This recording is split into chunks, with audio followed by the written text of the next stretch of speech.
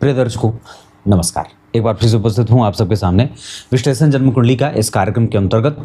आज जो आपके सामने कुंडली लेकर के आया हूँ, ये कुंडली आई है मेरे पास कर्नाटका बेंगलुरु से। शुरू करते हैं आज का कार्यक्रम।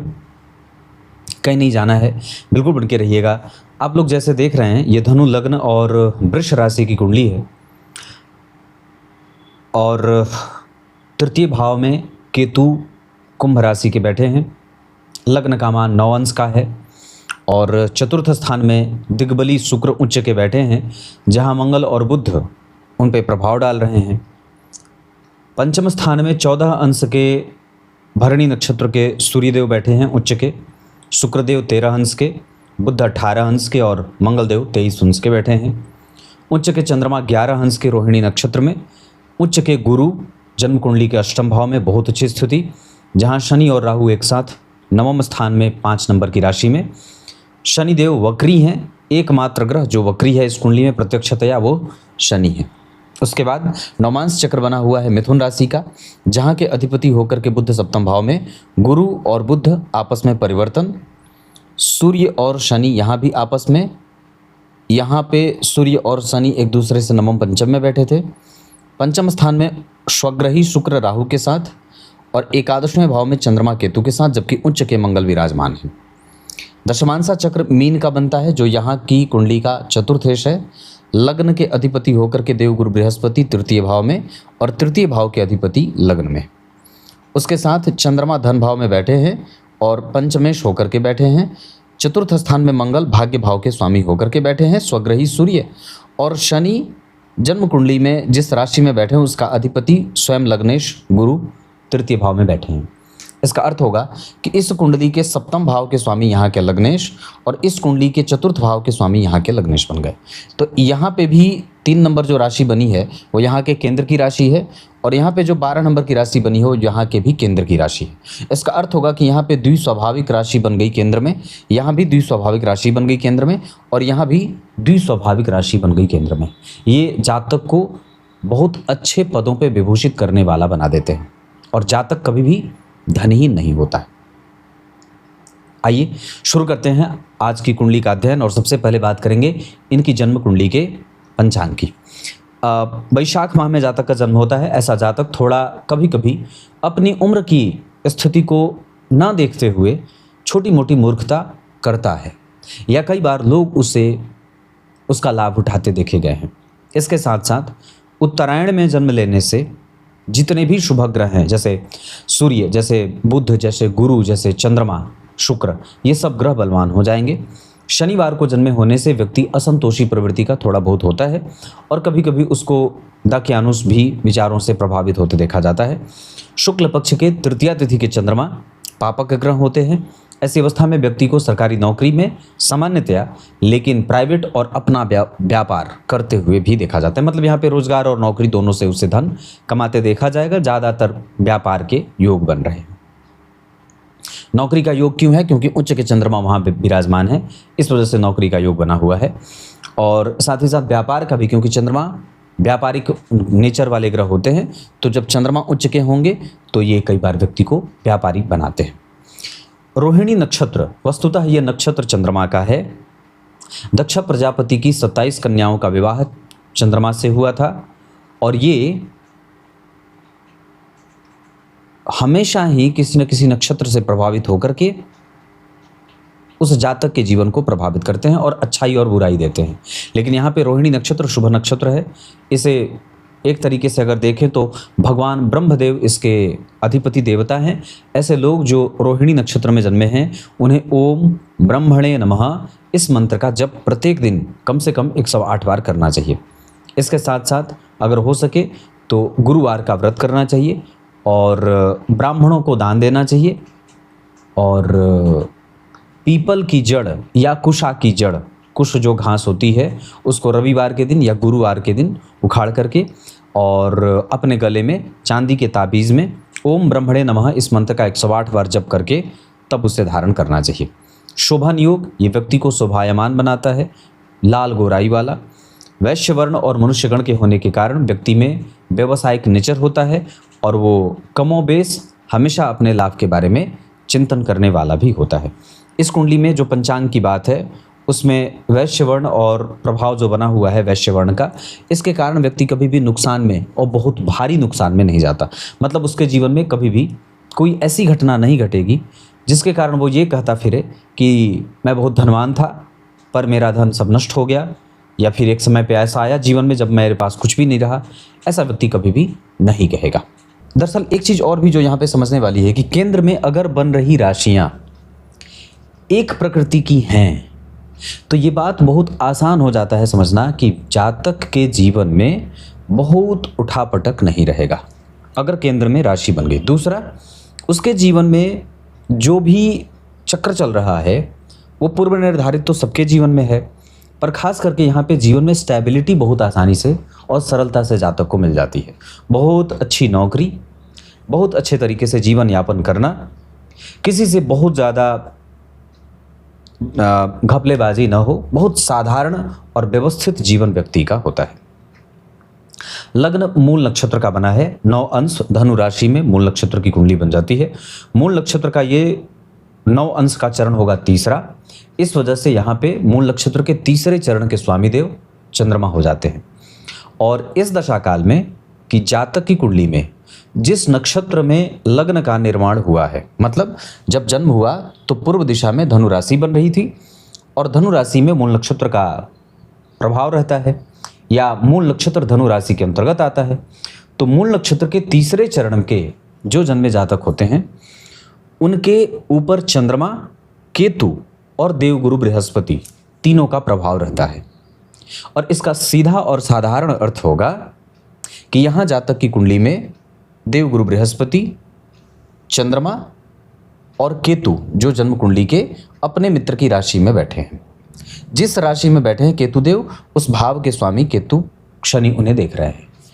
जिस राशि का निर्माण लग्न में हुआ है उसका अधिपति उच्च का है, और जिस नक्षत्र के चरण में जातक का जन्म हुआ है मूल नक्षत्र के तीसरे चरण में, उसका स्वामी चंद्रमा उच्च का है। अब जरा ध्यान से देखें तो चंद्रमा वृष राशि में उच्च के, लग्न के नक्षत्र के चरण के स्वामी उच्च के, लग्न के अधिपति उच्च के, इस वजह से ये दोनों चीज़ें जातक को सपोर्ट करने वाली होंगी और व्यक्ति के व्यक्तित्व को बहुत ही स्थिर और शांत बनाने वाली होंगी। उसके जीवन में कोई बहुत बड़ा संघर्ष नहीं, कोई बहुत बड़ा भूचाल नहीं। संतान, दाम्पत्य, विवाह आदि की स्थितियां अच्छी होती हैं। हालांकि कभी कभी विवाह में संघर्ष की स्थिति देखने को भी मिल सकती है। वो जन्म कुंडली के उच्च के सूर्य और राहु के प्रभाव के कारण और उसके ठीक पीछे मंगल, शुक्र और बुध के कारण कई बार यहाँ पे इस भाव का प्रभाव थोड़ा बहुत कंफ्यूज होता दिख रहा है। इतनी बात है। दरअसल और भी चीज़ें जो समझने वाली हैं कि चंद्रमा जिस नक्षत्र में बैठे हैं वो रोहिणी नक्षत्र उनका अपना ही नक्षत्र है और इसके देवता ब्रह्मदेव, मैंने कहा ओम ब्रह्मणे नमः। और जरा ध्यान से देखें तो चंद्रमा बैठे हैं वृष राशि में, मतलब शुक्र की राशि में और अपने ही नक्षत्र में। इस वजह से जब कभी भी चंद्रमा का और शुक्र का वृष राशि से गोचर होगा, वो समय और वो दशा काल या वो जो दिन होगा, जैसे चंद्रमा तो तुरंत वृष राशि में आ जाएंगे, चूंकि ये तुरंत बदल जाते हैं, तो कहने का अर्थ है कि वृष राशि के चंद्रमा जातक को धन लाभ देंगे, जबकि शुक्र एक राशि पे 1 महीने रहते हैं। इसका अर्थ होगा कि वो 12वीं राशि है तो मीन राशि है, वृष राशि है तो इस पे 12वें महीने पे आएंगे, तो वो वर्ष या वो माह बड़ा ही लाभान्वित करने वाला होगा। इस कुंडली में जो चंद्रमा बैठे हैं वो बैठे हैं नवमांश चक्र में मेष राशि में। जब भी किसी भी बड़े ग्रह का गोचर, जैसे शनि, गुरु, राहु और केतु का गोचर अगर कर्क राशि से होगा तो वो समय जातक के लिए कठिन होने वाला हो सकता है। जैसे अभी वर्तमान में देवगुरु बृहस्पति मिथुन राशि में गोचर कर रहे हैं, अभी वर्तमान में 14 मई को बदल जाएंगे, अभी आज 9 मई है। तो अगर ये मिथुन राशि में हैं तो ये चंद्रमा के लिए ठीक हैं, लेकिन अगर यही अगले वर्ष जब कर्क राशि में गोचर करेंगे तो ये चंद्रमा से चौथे घर के राशि में गोचर करेंगे जो 64वां नवांश होगा। और इस कारण से उस जातक के जीवन में वो जो काल रहेगा पूरा 26 से लेकर के 27 तक वाला काल, वो बड़ा महत्वपूर्ण और बहुत ही ज़्यादा उपयोगी रहेगा, या ये कह सकते हैं कि वो लाभान्वित करने वाला होगा। तो गोचर से तो ये बात होगी। उसके बाद इस कुंडली में धन के बारे में विचार करते हैं तो धन विचार यहाँ से होता है, धन का विचार यहाँ से भी होता है, यहाँ से भी होता है और यहाँ से भी होता है। तो इस भाव के स्वामी भाग्य में बैठे हैं और ज़रा ध्यान से देखें तो लाभ भाव के स्वामी, तो मैं बात कर रहा था धन भाव के स्वामी और पराक्रमेश होकर के शनिदेव शत्रु की राशि में बैठे हैं। लेकिन एक अच्छी बात क्या है कि ये भाग्य भाव या धर्म भाव में बैठे हैं, अपने मित्र के साथ बैठे हैं। जिस राशि में बैठे हैं इसका डिस्पोजिटर प्लैनेट देखिए उच्च का है। और उसके बाद धन का विचार जन्म कुंडली के एकादशवें भाव से किया जाता है। तो एकादशवें भाव पे शनि की उच्च राशि जो शुभ प्रभाव देगी। एकादशवें भाव के स्वामी दिग्बली और उच्च के किसके साथ बैठे हैं? जन्म कुंडली में मंगल के साथ जो पंचम भाव के स्वामी है। तो पंचम और एकादशवें भाव के स्वामी जन्म कुंडली के चतुर्थ भाव में बैठे हैं। अब जरा यहीं पे इस धनु लग्न की कुंडली के लिए एक बड़ी गहरी बात बता दूं तो धनु लग्न की कुंडली के लिए शुक्रदेव छठवें और एकादशवें भाव के स्वामी होकर के मारक ग्रह के रूप में अपने आप को सिद्ध करते हैं। और बुधदेव 20 कुंडली में सामान्यतया बाधकेश होते हैं, लेकिन वो बाधा देंगे नहीं क्योंकि वो जन्म कुंडली के सप्तम भाव में बैठे नहीं हैं। तो सहायक मारक के रूप में इस कुंडली के लिए बुधदेव, शुक्रदेव और चंद्रदेव, जिसमें सबसे ज़्यादा शुक्र मारक होंगे, उसके बाद बुध मारक होंगे, उसके बाद चंद्रमा मारक होंगे। इसका अर्थ होगा कि जातक के जीवन पे जब कभी भी शुक्र, बुध और चंद्रमा तीनों एक साथ एक्टिव होंगे, वो दशा जातक के मृत्यु तुल्य कष्ट देने वाली होगी। जबकि धनु लग्न की कुंडली के लिए, इस कुंडली के लिए पंचम और नवम, यानी कि पंचम और नवम इन दोनों भावों के स्वामी जो बनेंगे इस कुंडली के लिए, तो नवम भाव के स्वामी सूर्य वो पहले ही उच्च के हैं और पंचम भाव के स्वामी मंगल वो पहले ही जन्म कुंडली के लग्नेश के मित्र होकर के पंचमेश होकर के केंद्र त्रिकोण का योग बना रहे हैं। दिग्बली ग्रह के साथ बैठे हैं, इस वजह से वहाँ पे शुक्र और बुध दोनों ही सामान्यतः थोड़े घर्षण के साथ बेहतर परिणाम करते हुए भी नजर आएंगे। अगर वो लाभेश होकर के शुक्रदेव चतुर्थ स्थान में नहीं बैठे होते और यहीं बैठ जाते तो ये काफ़ी हद तक दाम्पत्य को और अच्छा करने वाला तो हो जाता, लेकिन व्यक्ति के आर्थिक परेशानियों में नुकसान देने वाला या आर्थिक परेशानी में रखने वाला हो जाता। पर यहाँ पे एकादशेश का चतुर्थ स्थान में होना और ज़रा ध्यान से देखें तो गुरु से दृष्ट होना, चतुर्थ भाव के स्वामी और लग्न के स्वामी होकर के अष्टम भाव में उच्च के बैठे हैं, लाभ के अधिपति को देख रहे हैं। यानी कि जब कभी भी लाभ के कारक देवगुरु बृहस्पति अगर लाभेश को देखते हो या लाभ भाव को देखते हो, या जब कभी भी पंचम और लाभ का संबंध बनता हो, पंचम के मंगल, लाभ के शुक्र, ये दोनों एक साथ बैठे हैं, इस वजह से ये अपने आप में एक महान राजयोग बनेगा।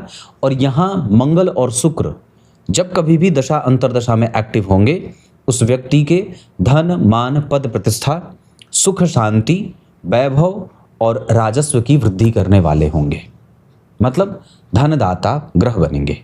बुधदेव वहाँ चतुर्थ स्थान में नीच के बैठे हैं, जो शुक्र के भी उच्च प्रभाव को कभी कभी कमज़ोर करेंगे।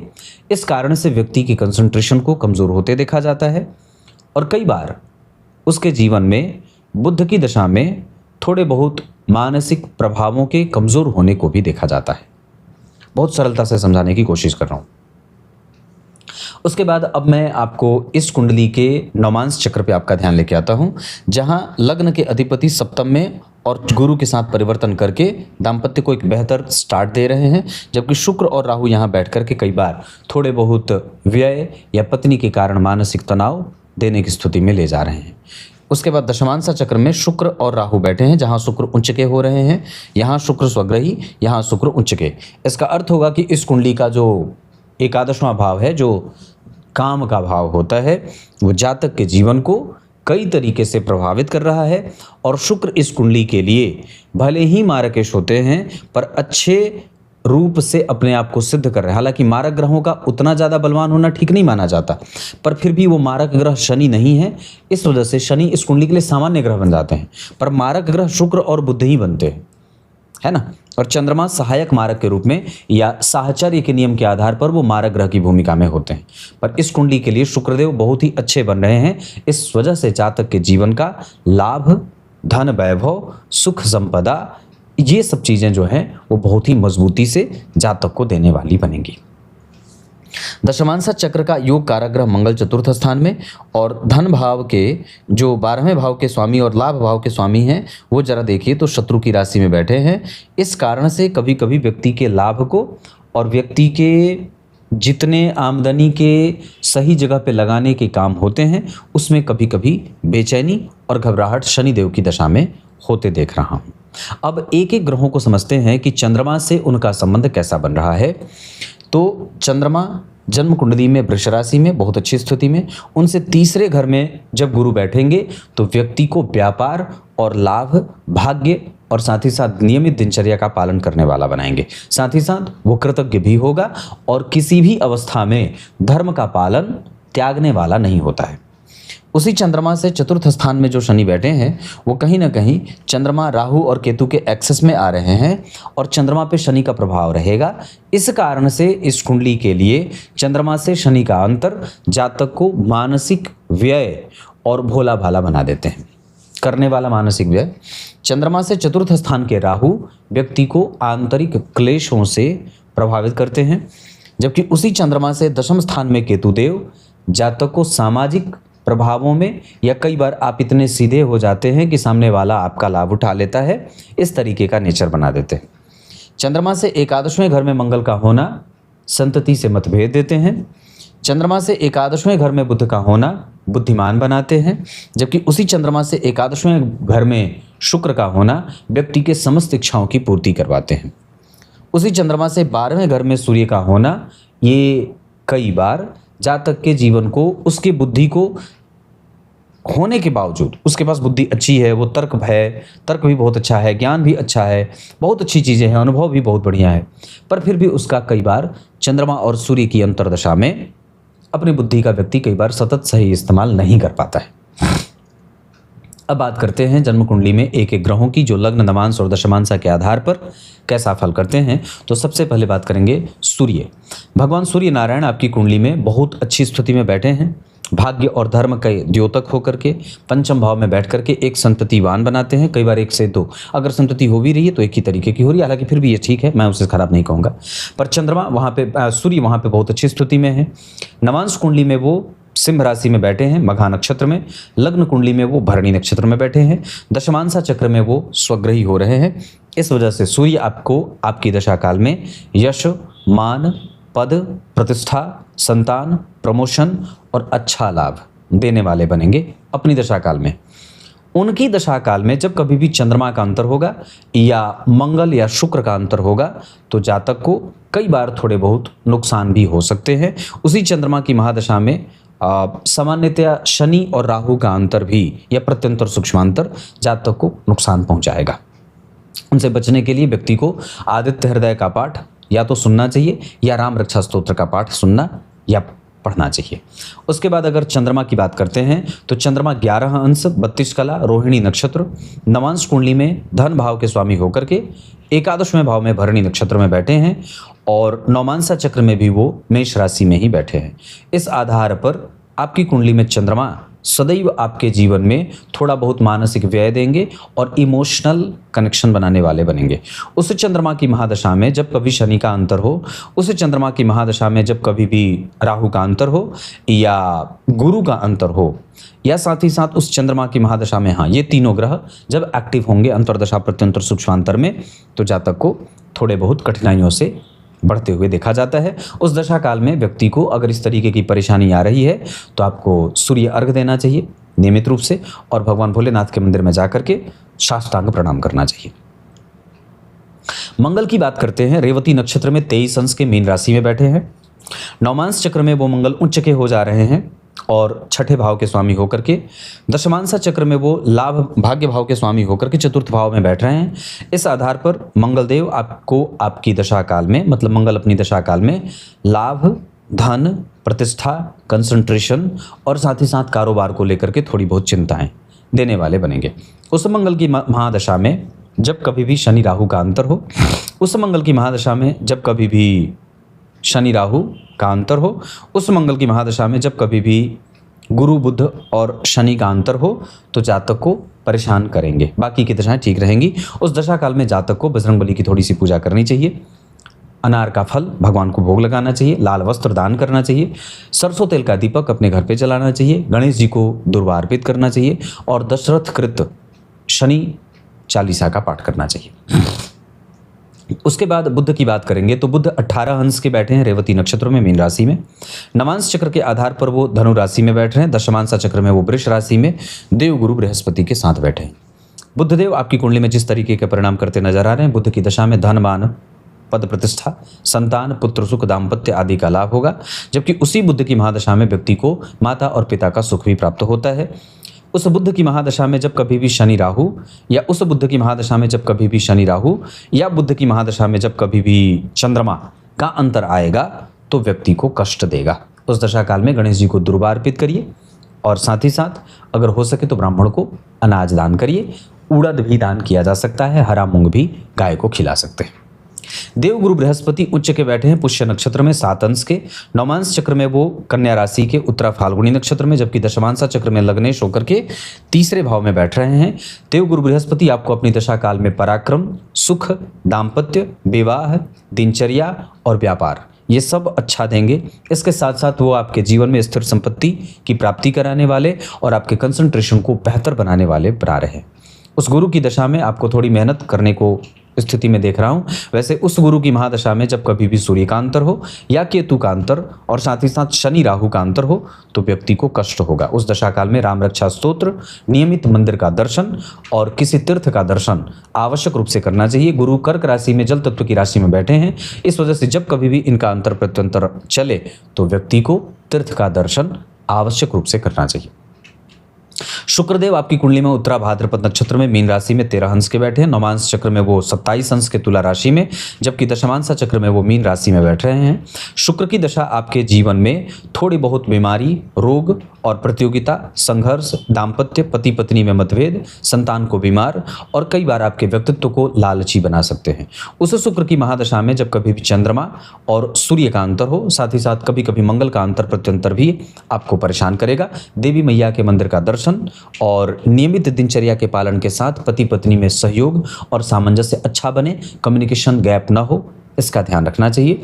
दिन की शुरुआत शुक्र की महादशा अंतरदशा प्रत्यंतर में देवी कवच से करनी चाहिए। शनिदेव की बात करते हैं। सामान्य ग्रह होते हैं इस कुंडली के लिए। एकादशवें भाव पे उनकी दृष्टि है जहां व्यक्ति को लाभान्वित कर रहे हैं। बहुत चूहा है हमारे यहाँ मतलब क्या ही कहें। और शनिदेव नवम स्थान में बैठे हैं सिंह राशि में, और जिस स्थिति में वो बैठे हैं पूर्वा फाल्गुनी नक्षत्र में, सिंह राशि में नवांश चक्र में भी वो सिंह राशि में वर्गोत्तम हो जाने, दशमांशा चक्र में त्रिकोण की यात्रा पे जा रहे हैं। इस वजह से शनिदेव वर्गोत्तम होने के कारण आपको धन, पैतृक संपत्ति, भाग्य और लाभ, साथ ही साथ कभी कभी मिसगाइड कर देने वाले लोगों से आपको नुकसान होता है। ऐसे लोगों से दूर दूर का संबंध बना के रखें। शनि की दशा में व्यक्ति का यश, मान, पद प्रतिष्ठा बढ़ेगा। थोड़ा विलंब का योग लगेगा, लेकिन वैसे चीज़ें ठीक हैं। शनि की महादशा में राहु और शनि की महादशा में गुरु और उसके साथ साथ मंगल की दशा आपको एक्सीडेंट, चोट चपेट की घटनाएं और कई बार अनजाने लोगों से भय और नुकसान का खतरा उठाना पड़ता है। अगर हो सके तो मंदिर का दर्शन करें और ये जो मैंने जड़ कहा था उस जड़ को निश्चित रूप से धारण कर लेना चाहिए। आपकी कुंडली में राहु वैसे ठीक बैठे हैं, कोई खराबी नहीं है। योग कारक ग्रह की राशि में बैठे हो, राजयोग कारक ग्रह की राशि में बैठे हैं तो कोई खराबी नहीं है। कुंडली में राहु और केतु ठीक ठाक बैठे हैं। अवस्था बल के आधार पर राहु और केतु आपकी कुंडली में लाभ और मेहनत करने का बल देते हुए नजर आ रहे हैं। अब एक एक ग्रहों को समझते हैं कि वो अपने अपने नक्षत्रों में किस तरीके का परिणाम दे सकते हैं।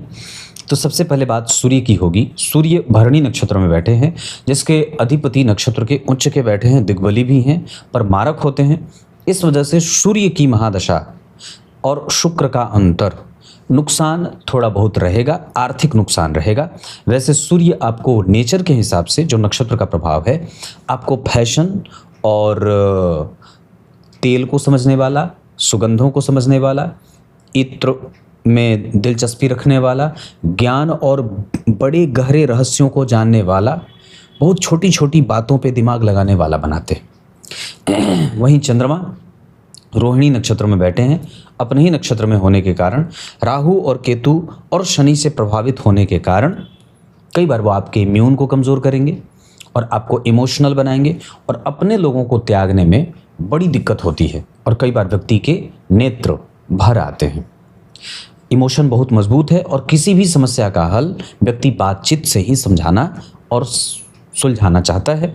वो किसी से भी लड़ना उसे बहुत अच्छा नहीं लगता, उसका दर्शन बहुत ऊंचा है, उसका दृष्टिकोण बड़ा उदार है और उसका जो किसी भी विषय को देखने का जो नज़रिया है वो बड़ा सकारात्मक और बेहतर है। मंगल जन्म कुंडली में रेवती नक्षत्र में बैठे हैं, बुध के साथ बैठे हैं, बुध भी वहीं बैठे हैं।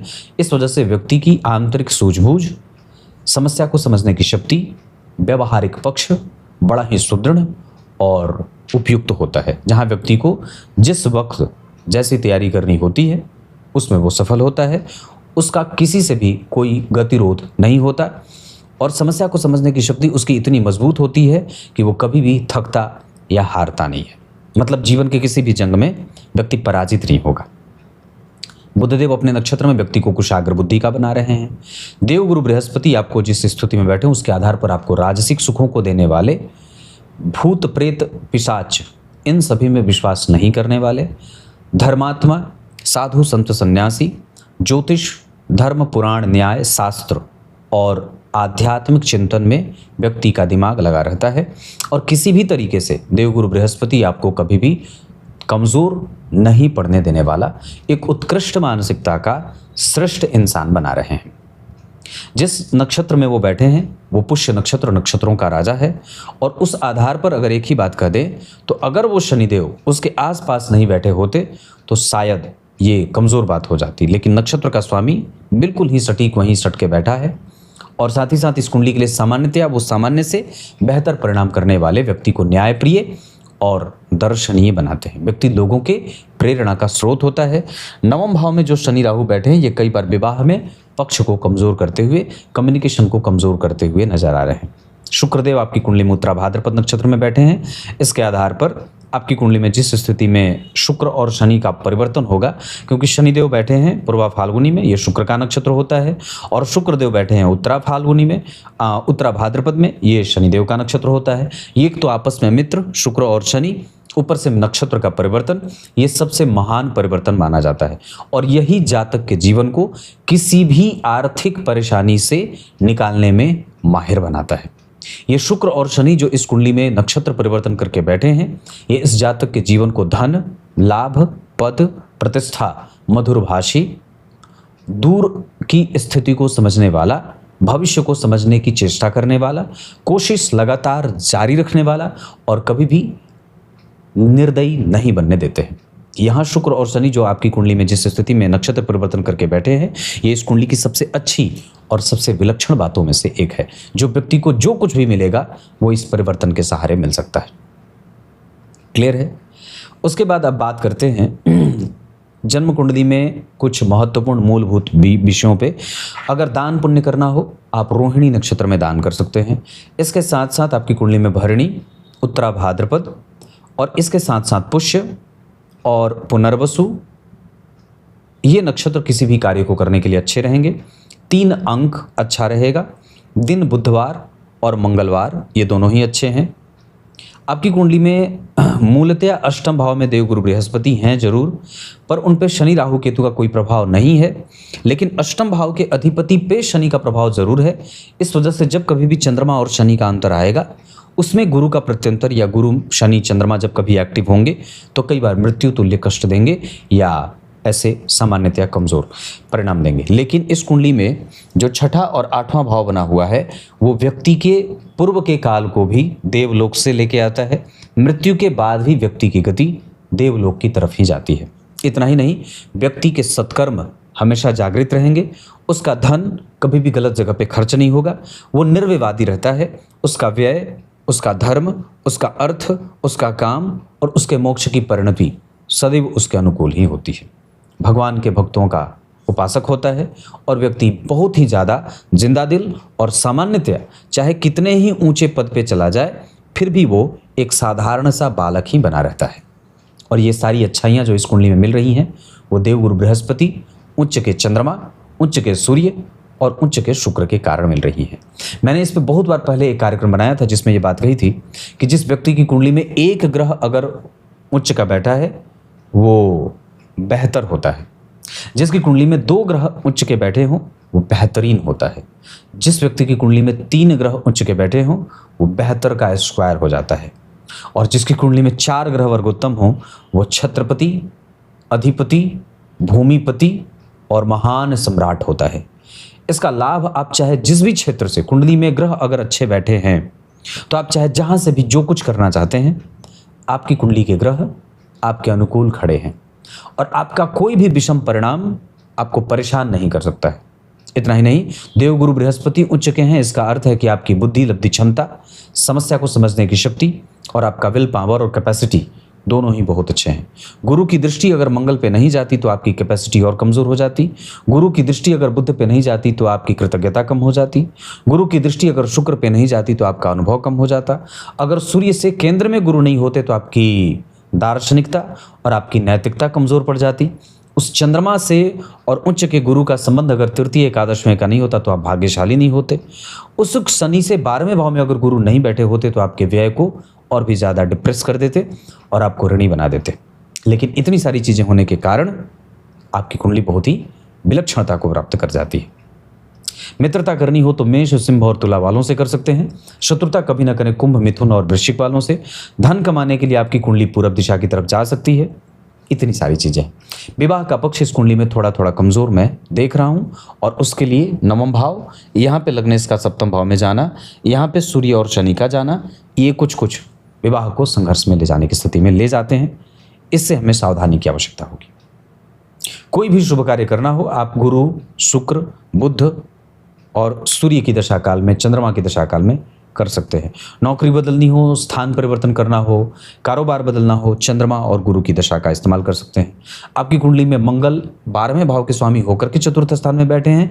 इस वजह से मन को और निद्रा को शांत करने की आवश्यकता है। नींद खूब अच्छी लीजिए, अपने कुल देवता की पूजा करिए, जितना ज़्यादा हो सके अपने कमरे की सफाई स्वयं से करिए। रत्न के आधार पर आप चाहे तो सूर्य का रत्न माणिक्य और गुरु का रत्न पुखराज जीवन पर्यंत धारण कर सकते हैं।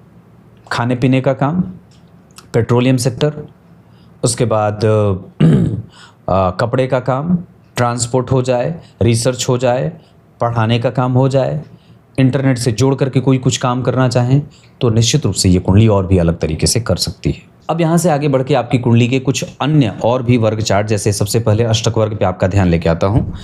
आपका व्यक्तित्व अच्छा है, धन इस कुंडली में बहुत सुंदर है, मेहनत भी संतुलित है और बेहतर बनाया जा सकता है। मानसिक शांति और घर में कलह का वातावरण रह रहा है।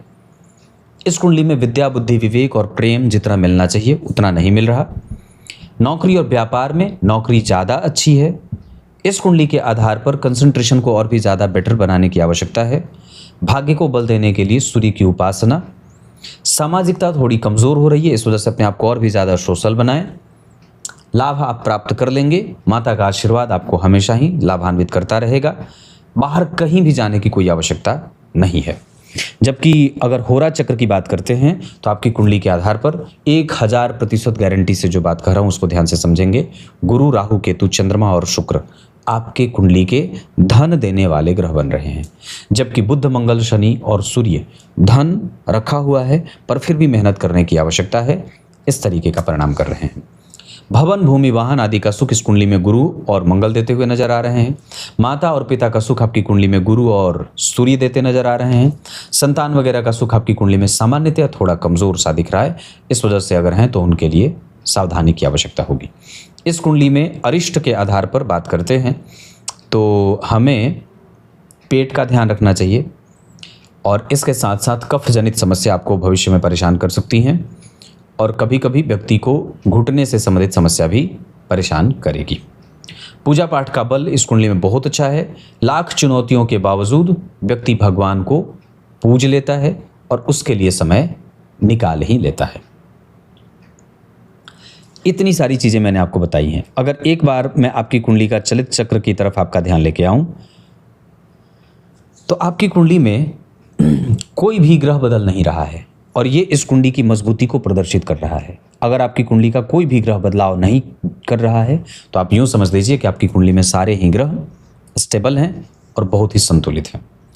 प्रतिशत के हिसाब से अगर बात करेंगे तो सूर्य 100% का परिणाम करेंगे अपनी दशा काल में, चंद्रमा 25, मंगल और बुध 50%, देवगुरु बृहस्पति 25%, शुक्र और शनि 100%, जबकि राहु और केतु अपने दशा काल में मानसिक तनाव देते बन रहे हैं। याद रखिए, धनु लग्न की कुंडली के लिए शुक्र और शनि अच्छे नहीं होते, जबकि ये 100% परिणाम करने लगेंगे, मतलब उनकी दशा काल में हमें थोड़ी बहुत सावधानी भी बरतनी होगी।